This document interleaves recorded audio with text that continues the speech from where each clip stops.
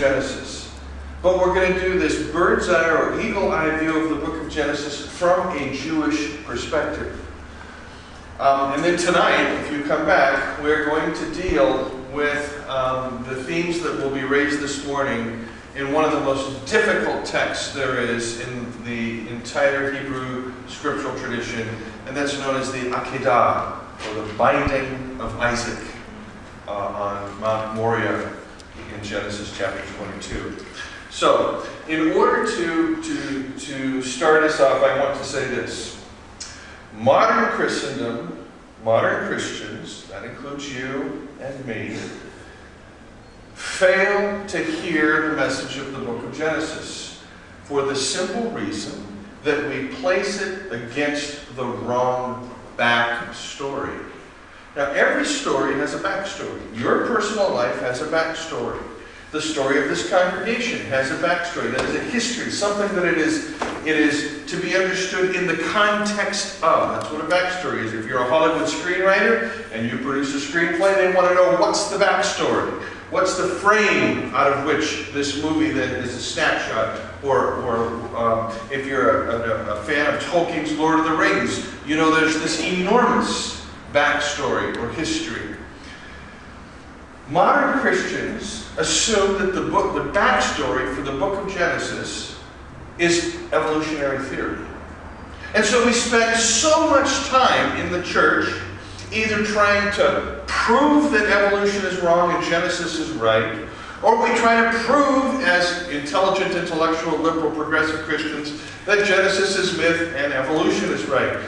Folks, evolutionary theory is not the backstory for reading the book of Genesis.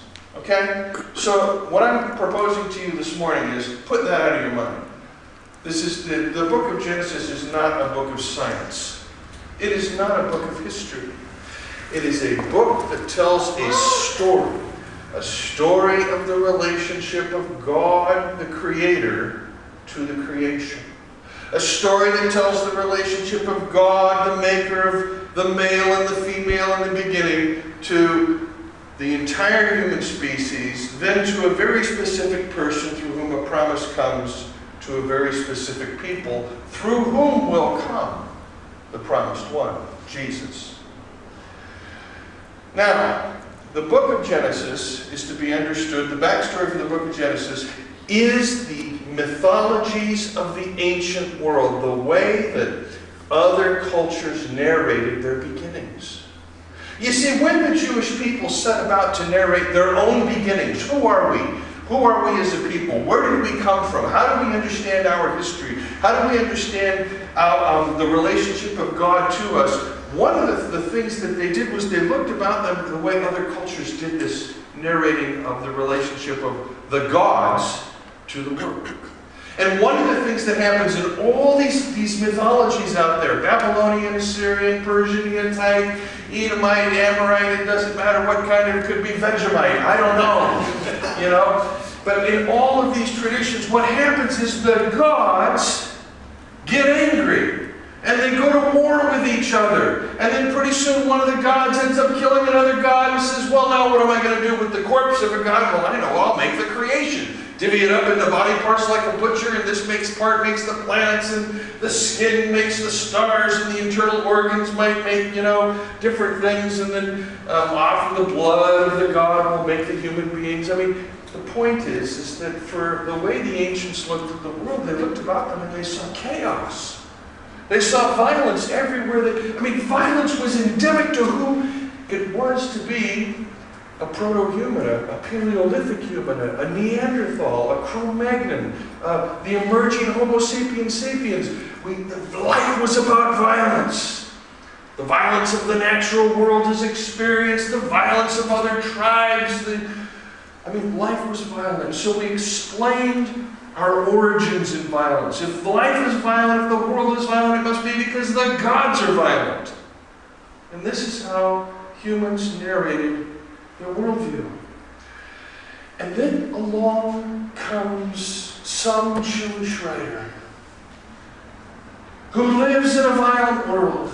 His people are taken captive in Babylon. And while his people are in Babylon, writes this story of God. And he says, in the beginning, when God set about creating the heavens and the earth, and the earth was, and the heavens and the earth were formless and void, tohu vabohu, chaos, God spoke. God spoke. God did not kill, God spoke. God did not slaughter, God spoke. God did not use blood to make the creation. God simply spoke. And he spoke again, and again, and again, and again. After a sequence of days, bada boom, bada bing, God looked down and said, "This works. She be right." You know, that's how the Jews tell the story of God. That's the backstory is all this violence. Well, you see, the Bible's the most extraordinary book. And Genesis is one of the most incredibly brilliant books ever written, because not only is the story told from this perspective, this whole new way, but the Bible, or the book of Genesis, I should say, is extremely realistic. Because you will notice that immediately after chapter 1 comes chapter 2. And in chapter 2 you have another creation narrative, a narrative that tells the story of the creation. And all of a sudden, there are in the garden things like snakes. I mean, even though Jethro Tull, the one who made kitties, put snakes in the grasses, you know that song, Aqualung? Okay, the one who makes kittens, put snakes in the grass. You guys need to get, this isn't about Australia. I think it's some rock and roll history going on here. We have real snakes. You have real snakes, that's right. Yeah, that's right. So you've got this, and then you've got this murder right off the bat. Bang! Cain kills Abel. And then you've got Lamech, who kills a young man for scratching him. No longer is the eye for an eye, tooth for a tooth hole. Violence and vengeance have become exponential. You heard me, I will wipe out your family system. Then there's this flood, and then that leads to this ziggurat that we call it the Tower of Babel. How many of you saw Mel Gibson's Apocalypto? If you saw that movie, that is the Tower of Babel. That's what that is, a place of human sacrifice. That's what that ziggurat is in chapter 11. And you move through the book of Genesis, and one thing you see consistently, if you look through the book of Genesis, is from the very beginning. Lies and murder. Lies and murder. Lies and murder. Jesus said that the Satan is a liar and a murderer. And that's one thing you see consistently through the book of Genesis, because there's an intimate relationship between deception and death. So, for example, not only is there deception and death in the opening narratives between the couple and the Creator, between Cain and Abel. Not only is there this mass deception at the time of Noah, but you get to Abraham. And here's Abraham, right? God says, Abraham, Abraham. And Abraham says, what? God says, I want you to come and I'm going to make a great nation out of you. And Abraham says, this is good. And God says, I'm going to be your God. And Abraham says, this is great. And then in the very next chapter, Abraham goes out and he's so terrified about who this new God is and whether this new God really cares about him, that he lies about his wife when they're hanging about with some other folks and they're guests in somebody else's home. And he says, oh, you think she's pretty? You want to sleep with her? That's okay. She's my sister. Right? And God has to tell the king in the text in a dream, don't do this. Don't do this. If you do this, I will destroy you. The king comes to Abraham and he says, what have you done? You've lied to me. You've lied to me. And Abraham says, well, I was afraid of you. Now, we're going to see this pattern over and over again in the book of Genesis. Deception comes from fear. We lie because we're afraid. Why do, when you ask your children, did you do that? And they say, no. Why do they say, no? Because they are afraid of being punished. We do the same thing as adults. No, officer, I wasn't speeding. So, there's Abraham, then you get to Isaac. And Isaac does the same exact thing as his dad, lies about Rebekah, his wife. And then there's the deception that goes on between Jacob between Isaac and Jacob and Esau, and Esau's deception of Isaac, and Rebekah's deception of Isaac, and then there's all the deception that goes on between Joseph and the brothers lying to Jacob. We don't know what happened. He got eaten by wild animals. We don't know. The book of Genesis is full of liars and death. Now, I want you to notice this. God identifies God's self with Avram, Yitzhak, and Yaakov. Ani Elohim Avram, Yitzhak, and Yaakov. I am the God of Abraham, the liar, Isaac, the liar, Jacob, the liar. I am the God of Jacob, the thief. I am the God of Isaac, the one who is afraid. I am the God of Abraham, who sometimes believes and sometimes doesn't believe. The God who makes the heavens and the earth, my friends, does not say, I am only the God of Enoch who was righteous and was taken. I am the God of Noah who was a righteous man. The God of the Bible is not known as the God of Enoch or Noah and Melchizedek, but the God of Avram, Yitzhak, and Yaakov. Which means he's known as the God of people just like us. Right? Yeah.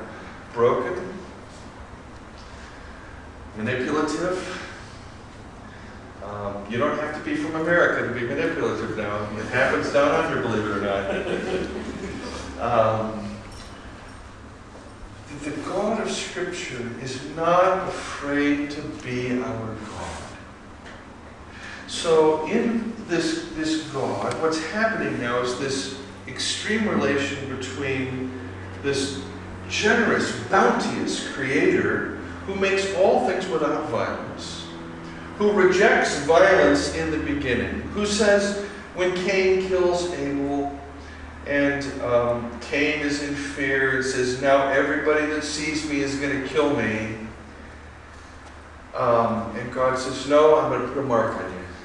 I'm going to stop the process of vengeance from going forth.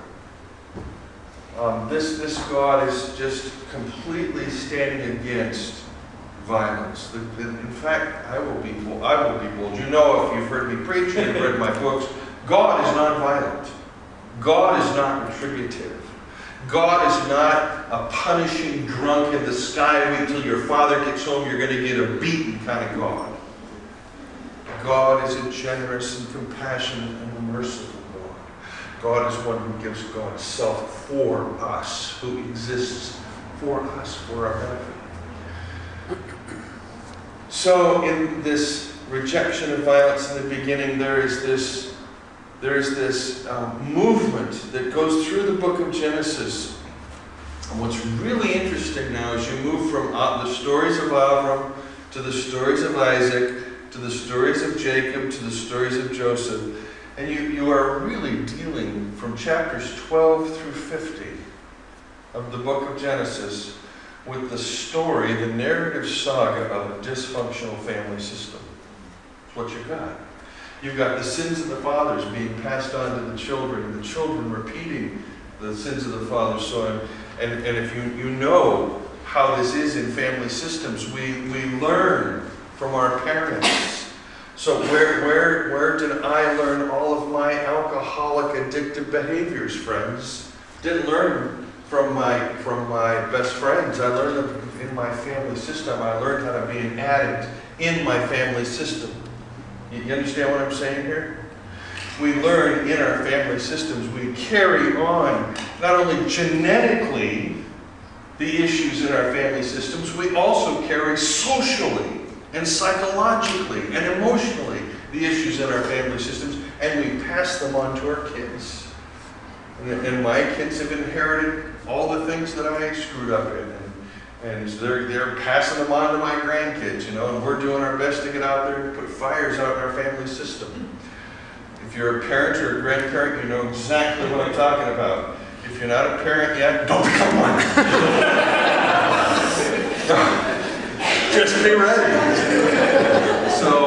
So Genesis is this massive story, and this family system, and this stuff that gets passed down and down and down. And what's amazing is, in chapter 12, God calls this fella. He says, I'm gonna make a promise to you, man. I'm gonna see the stars in the sky and the sand on the sea, and you're gonna have a people that big. And next thing you know, he's telling him, I need you to kill your son for me. End of promise. I lied. No, because you know that something else happens. And then that story goes on and carries on to another boy, and then that story carries on to the fourth generation, where there's this guy that has all these sons and a couple of daughters, and what do those sons do? They end up in sibling rivalry so fierce that they decide to kill one of their own, throw him in a well. You know the story of Joseph.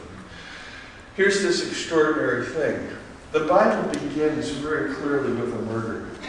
And in that murder, in the beginning, the murder of Abel by Cain, Abel's blood cries out from the ground for vengeance. Your brother's blood cries out from the ground. Eye for eye, tooth for tooth, life for life. When Joseph goes through the experiences he goes through, because he does not die in that well, he ends up having a rather abyssal turn, because he ends up going into a well, and then from a well he ends up going into a prison. I mean, it just doesn't get much worse than this, right? I mean, think of this. You're Joseph. Your brothers hate you. They throw you down a well. So somebody's come to rescue me. This is great. You get rescued. Next thing, you're thrown in the deepest, darkest prison. Now, this is really not good. You would normally think that God is against you, that God hates you. But Joseph doesn't. He's able, in the midst of all of this, to hold his head up. He knows he's innocent. He knows that because he's faithful and he's innocent, that God is going to use him. And this is what he says several times in the book of Genesis. He says it when he first meets his brothers. He says, what you did, you meant to me for evil. But God meant it for good, and God put me here to make sure that you're fed now. God allowed all that to happen for this day, so that when you came hungry and starving, I would be in a position to feed you. This is an amazing faith. And then at the very, very end of the book of Genesis, he says, and he repeats it again. His brothers are terrified after Jacob dies. They're terrified that Joseph is going to come at them with a vengeance now. And they come to him and they have this little scheme. Just like the son in the parable of the prodigal son. They've got a scheme. And they say, we talked to Dad before he died. And Dad told us you're not supposed to be mad at us. Well, Joseph is no fool, but he buys the lie. He buys it. He says, you're right. I'm not mad at you. I'm not mad at you because you meant for evil, God meant for good, and look how God's taking care of all of us. I mean, this is Joseph. By the way, if you ever get a chance, and you're looking at chapter 50 of the book of Genesis, in that last story, that last encounter of Joseph and his brothers, where they are afraid of retribution, you will notice in that account that Joseph's first words to them are, fear not. And then he says a little bit later, do not be afraid. Can you think of other texts in the scriptures where somebody's crowded in a room with somebody else and they're afraid?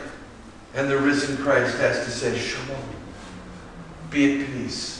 I've not come back for retribution. I've not come back for violence. I forgive you. Be at peace. Do not be afraid. Joseph is the victim at the end of the book of Genesis that is the Christ figure. the forgiving victim. Unlike Abel at the beginning, who's still wrapped up in perpetuating cycles of violence, Joseph is the one who understands that when we absorb the brutality of the world, when we take it into ourselves as Christ did on the cross, and we let it go out through our back, boom. Because we know that God is a God who raises the dead to life, that God is a God who shines light in the darkness, that God is a God who makes something out of nothing, that our God is able. Yes, that our God is one who speaks into existence a new life. Joseph got this. Jesus got this. Abel didn't. And many Christians today are far more like Abel than they are like Joseph. Now the whole gospel, my friends, and I've got to quit because I've been talking 20 minutes. The whole gospel is contained in the book of Genesis. If all we had was the book of Genesis, and we were willing to be intellectually honest and emotionally honest, and we were to work that book, we could come to the same place in faith today as we now are in Jesus. Because it's all there in the book of Genesis. That's why Genesis was one of Jesus' 3 favorite books. One of Jesus' 3 favorite books. Almost every chapter in Genesis is alluded to or quoted in the New Testament, in almost every writing of the New Testament. It's one of the important books. So when you read it with good questions. Don't be seduced by, it's the Word of God. I can't just get questions. Ask it a lot of questions. Why does Abraham come down from Mount Moriah alone? Where's Isaac? Why does the angel say to Jacob, your name shall be Israel? And then the next thing the text keeps referring to him as Jacob. Why? Why are there 2 creation stories? Why? What's going on in this family system? What's the relationship between the beginning and the end of the book and the murder? Ask questions of this book. If you ask questions, you will get answers. If you just try to let it speak to you, it'll just be a dead page. You have to get in and wrestle with Genesis like Jacob wrestled with God. And that's the only way it speaks. So, blessings on you. We'll see you tonight as we wrestle with Genesis 22 maybe.